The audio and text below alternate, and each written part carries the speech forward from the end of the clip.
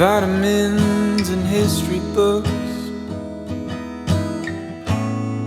psychology and a different way to look at it all. Сайн бацхан уу? Энэ бол миний Франц улс руу аялсан ахлын тэмдэглэл. 'Cause my perspective is broken.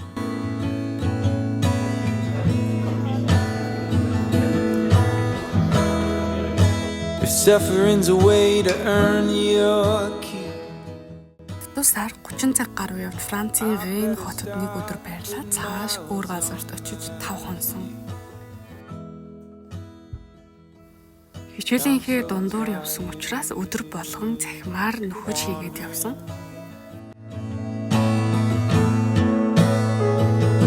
Yeah, I'm lost,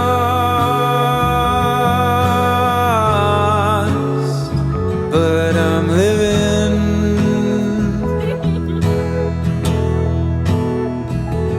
Yeah, I'm lost.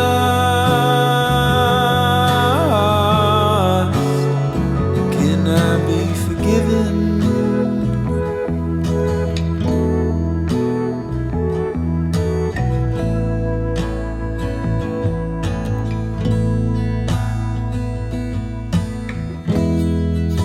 I thought by now pain would be my friend. I know then, but I'm lying in one bed.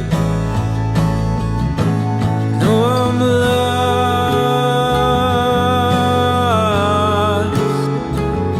but I'm living.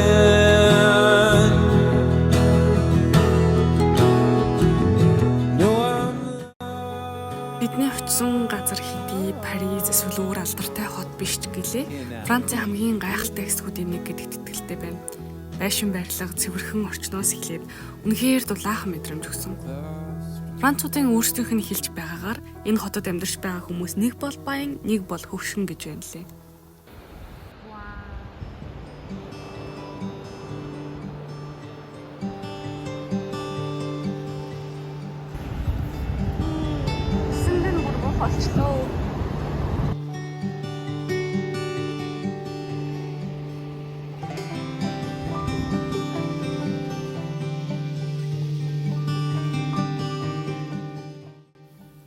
Энэ бол Францын хойд иргэдээр орших түүхэн хот. 6 дугаар зуунд ламнар суурьшиж, дундад зууны үед далайн худалдааны чухал төв болсон газар. 17-оос 18 дугаар зууны үед энэ хот далайн дээрэмчдээр алдартай байсан гэнэлээ.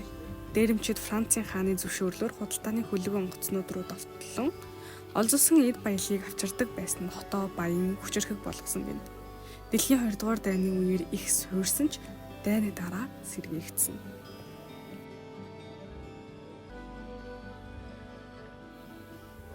Энэ хэсгийн хотууд, цайдуудыг үзээд одоогийн уур амьсгал гоо сайхныг мэдрэхээс гадна хэдэн зуун жилийн өмнө энд болж байсан дайн байлдааныг дотроо зөвлж яг миний зогсож байгаа газар өөр нэгэн хүн энэ газрын төлөө тэмцэж явсан байх таа гэдгийг бодох, мэдрэх биширмээр байсан.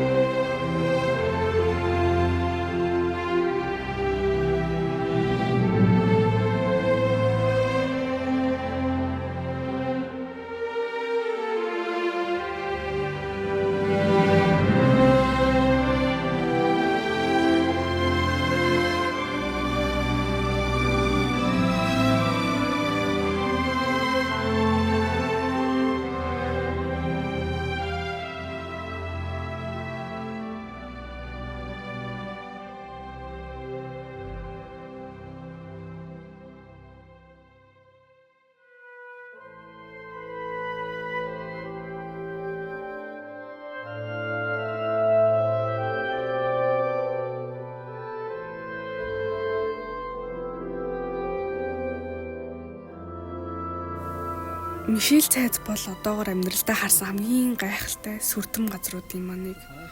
8 дугаар зуунаас одоо хүртэл оршин тогтнож байгаа далайн цайз гэд бодоод үзтээ. Болон тохой бүр хэдэн 1100 жилийн амьтай. Та нэг бол үлгэрт орчихсон юм шиг санагдаж эсвэл хэдэн зууны өмнө энд ямар түүх өрнөж байсан бол гэдгийг маш хүчтэйгээр мэдрэх болно.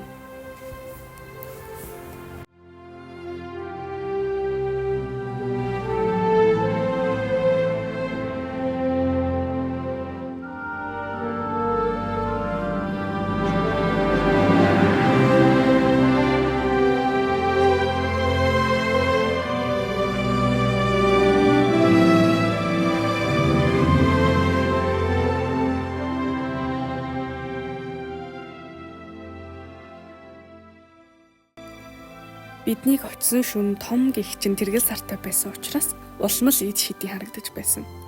Нэрээ орой болохоор далайн төрлөгт буцах зам нь хаагдчихдаг юм лээ. Бид нар мдээгүй учраас их л сандарч байсан. Тэгсэн эргэн тойронд яг л бид нартай адилхан энэ зам өдөр болгон ингэж алга болдог гэдгийг мэдэхгүй хэдэн 100 жуулчид сандралт саарласан. Магадгүй эндхийн хүмүүс бол өдөр болгон ийм зундал хардаг байх.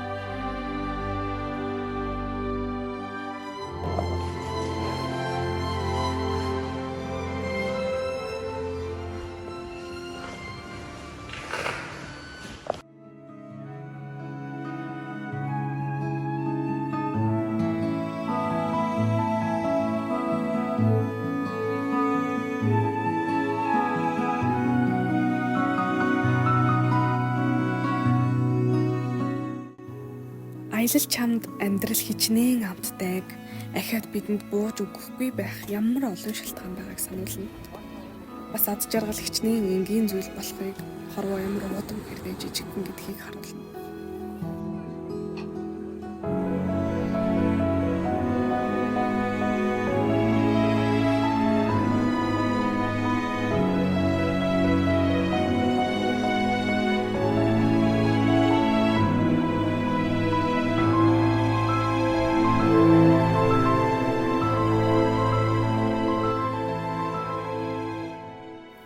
Энэ аяллаа үеэр нэг л зүйл их бодогдсон.